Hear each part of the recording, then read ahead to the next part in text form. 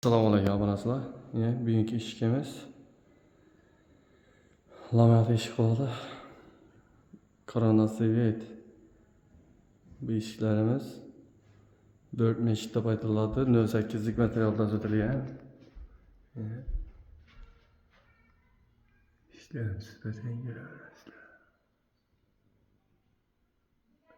100% garantiya. Bu eshikimizga garantiyasi 10 yil beramiz bu narsa. Bana daborlar bilan ishladik. Bir xonadonimizda 3 eshik ko'rdik. Yine 3 tane eshik ko'rdik. Buni daborlar bilan o'rnatib berdik. Analizlari kalit bo'ladi. 6 millilik. Bu eshikimizni ham ochib beklanishini ko'raveringlar bo'lasizlar. En önce bu eshikimizni daborini kelsak. Yine bu eshiklarimiz. Garantiyali. Bularning bahosi kvadratı 1 milyondan ishlab bersa bo'ladi bo'lasizlar. Analiz bo'lak qo'shiladi.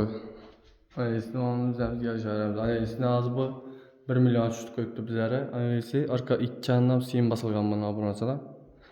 Sim deymi nasıl bu desangizda, yine banda naqsh bor-ku. Yine sim. Yine bandan bak. Şunu hesabına qimmat bo'ladi. Yo'q bu kerakmi sim desangizda 800 ming so'm ochadi analizi. Daboruna gelsak, daboro 1 milyondan ishlab berib o'tibmiz. Bittisi bir kapaniki. Kime işini ispat eşitliğe yapılsa telefon murojaat qilaveringlar. Telefon nomerlarini qo'yamiz.